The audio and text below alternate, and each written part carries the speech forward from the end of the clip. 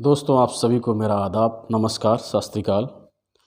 दोस्तों, हर रोज़ हम आपसे एक नई जानकारी के साथ मिलते हैं और एक नई जानकारी आपके पास तक पहुंचाने की कोशिश करते हैं। दोस्तों, इसी क्रम में आज का टॉपिक है कि द्रौपदी ने महाराज कर्ण से विवाह क्यों नहीं किया, क्यों विवाह करने से मना कर दिया। ये महाभारत का टॉपिक है।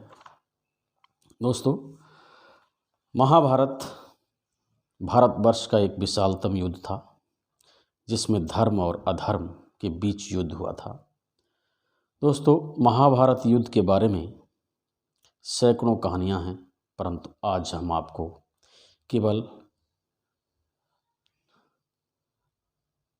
द्रौपदी ने कर्ण से विवाह क्यों नहीं किया ये कहानी सुनाने जा रहे हैं।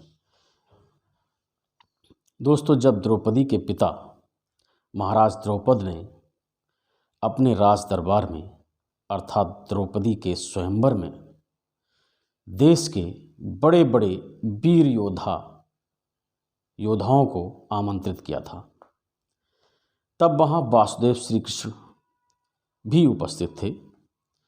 सबसे अंत में पांचों पांडव सफ़ेद वस्त्र धारण कर राजमहल में पधारे। द्रौपदी ने उनको देखा।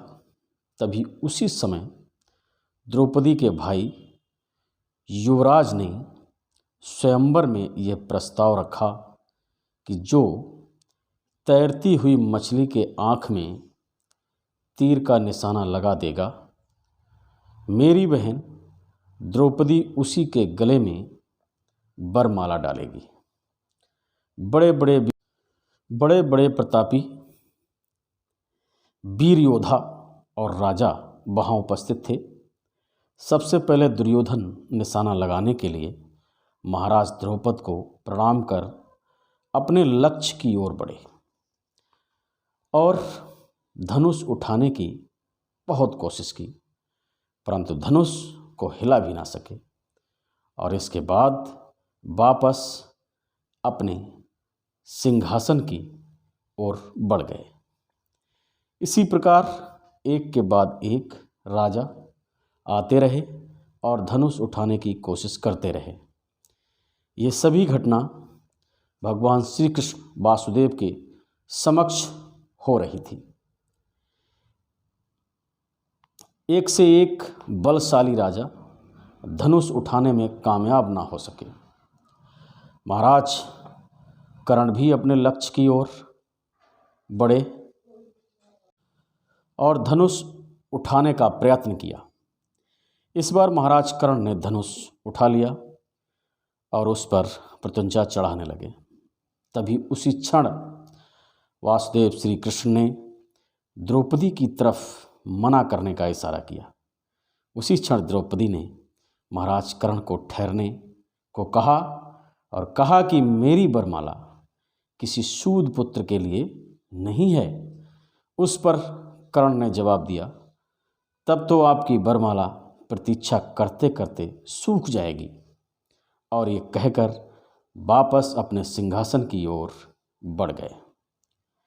तब दुर्योधन ने गुस्से में महाराज द्रौपद से कहा कि ऋषियों और वीरों का गोत्र नहीं होता महाराज, आपकी इस सभा में मेरे मित्र कर्ण का अपमान हुआ है।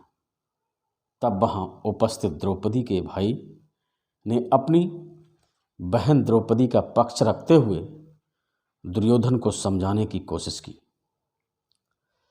इसके उपरांत द्रौपदी के भाई ने सभा के कार्यक्रम को आगे बढ़ाते हुए कहा कि क्या इस स्वयंवर में ऐसा कोई वीर योद्धा नहीं जो धनुष विद्या का मान रख सके।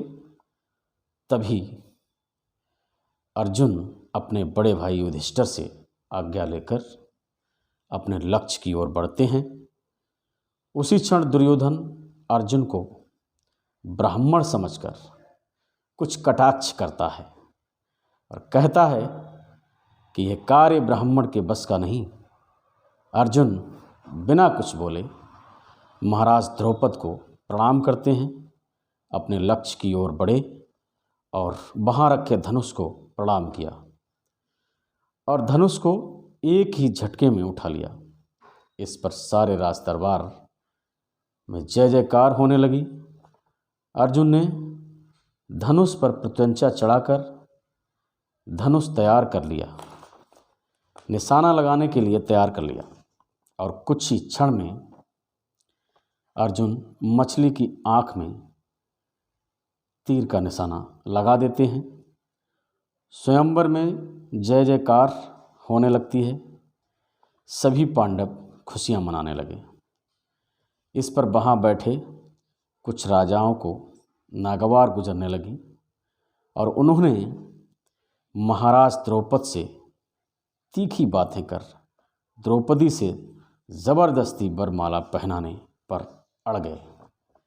तभी महाराज द्रौपद का पक्ष लेते हुए श्री कृष्ण वासुदेव ने मगध नरेश को समझाने की कोशिश की और किसी तरह से मामला शांत कराया। अर्जुन और भीम ने मोर्चा संभालते हुए विजय प्राप्त कर द्रौपदी ने अर्जुन के गले में वरमाला पहना दी। वरमाला पहनते ही श्री कृष्ण ने दोनों को आशीर्वाद दिया और देते हुए स्वयंवर के कार्यक्रम को समाप्त कर दिया। दोस्तों, इस प्रकार द्रौपदी ने कर्ण से विवाह करने को मना कर दिया, क्योंकि द्रौपदी को जानकारी थी कि कर्ण एक सूत पुत्र है। दोस्तों, कहानी कैसी लगी कमेंट बॉक्स में जाकर ज़रूर बताएं। तब तक के लिए गुड बाय।